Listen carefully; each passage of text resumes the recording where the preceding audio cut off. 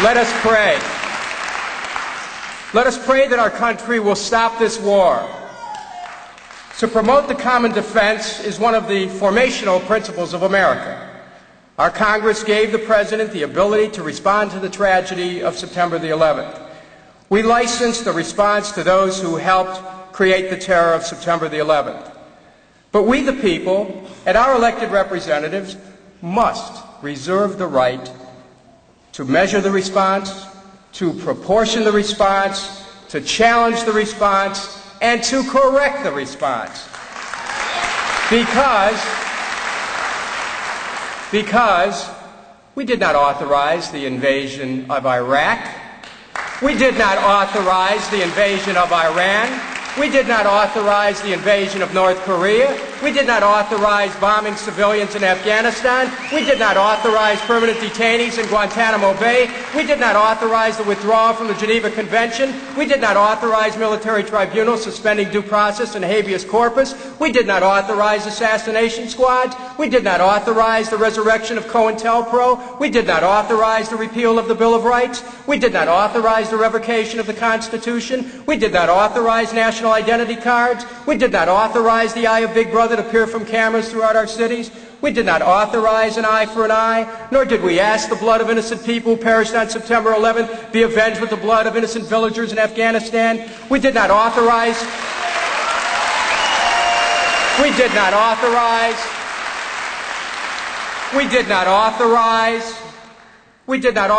this administration to wage war anytime, anywhere, anyhow it pleases. We did not authorize war without end. We did not authorize a permanent war economy, yet we are upon the threshold of a permanent war economy. The President has requested a $45.6 billion increase in military spending. All defense-related programs will cost close to $400 billion. Consider that the Department of Defense has never passed an independent audit. Consider that the Inspector General notified the Congress recently that the Pentagon cannot properly account for $1.2 trillion, that's trillion, in expenditures. It cannot account for $1.2 trillion in transactions. Consider that in recent years the Department of Defense cannot match $22 billion worth of expenditures to the items it purchased. Consider that it wrote off as lost billions of dollars worth of in-transit inventory and stored nearly $30 billion worth of spare parts it did not need. Yet the Pentagon budget grows, with more monies for weapons systems to fight a Cold War which ended, weapon systems in search of new enemies to create new wars. This has nothing to do with fighting terror. This has everything to do with fueling a military-industrial machine with the treasure of our nation, risking the future of our nation, risking democracy itself, and the militarization of thought, which follows militarization of the budget.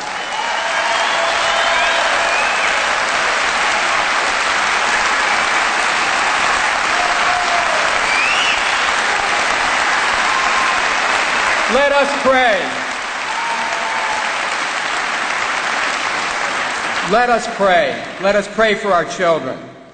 Our children deserve a world without end, not a war without end. Our children deserve a world free of the terror of hunger, free of the terror of poor health care, free of the terror of homelessness, free of the terror of ignorance, free of the terror of hopelessness, free of the terror of policies which are committed to a worldview which is not appropriate for the survival of democratic values, not appropriate for the survival of a free people, not appropriate for the survival of a nation, not appropriate for the survival of the world.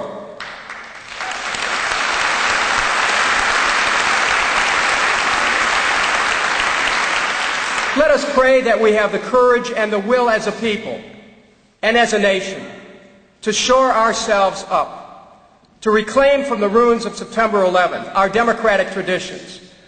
Let us declare our love of democracy and declare our intent for peace. Let us work to make nonviolence an organizing principle in our own society. Let us recommit ourselves to the slow and painstaking work of statecraft, which sees peace, not war, as being inevitable. Let us work for a world where someday war becomes archaic.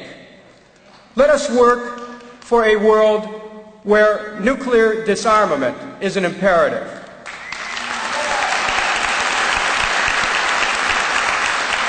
This is the vision which the proposal to create a Department of Peace envisions.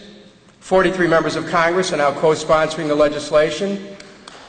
Let us work for a world where America can lead the way in banning all nuclear weapons, not only from our land, our sea, and sky, but from outer space itself.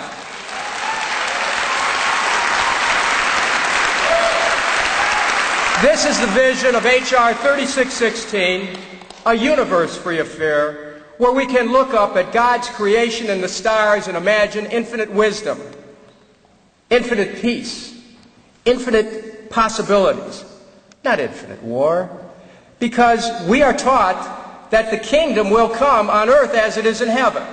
Let us pray. Pray that we have the courage to replace the images of death which haunt us, the layers of images of September 11th, faded into images of patriotism, spliced into images of military mobilization, jump cut into images of our secular celebrations of the World Series, New Year's Eve, the Super Bowl, the Olympics, the strobic flashes which touch our deepest fears. Let us replace those images with the images of people working to rebuild their democratic institutions, with images of the work of human relations, of work reaching out to people, of helping citizens here at home, of lifting the plight of people everywhere. That is the America which has the ability to rally the support of the world. That is the America. That is the America which stands not in pursuit of an axis of evil, but which is itself the axis of hope and faith and peace and freedom. America, America, God shed grace on thee, and crown thy good with brotherhood and sisterhood. America, America, long may thy land be bright with freedom's holy light. America, America, let us pray for our country. Let us love our country. Let us defend our country, not only from the threats without, but from the threats within.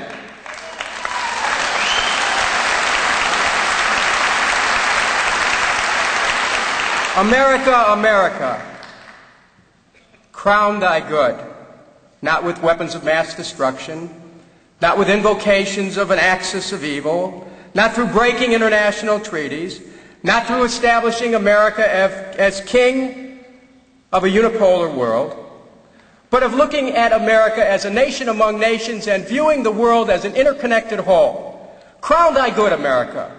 Crown thy good with sisterhood and brotherhood, and crown thy good with compassion and restraint and forbearance and a commitment to peace and democracy here at home and in the world, and a commitment to economic democracy here at home and throughout the world. Crown thy good, America. Crown thy good, America. Crown thy good. Thank you. Thank you. Thank you.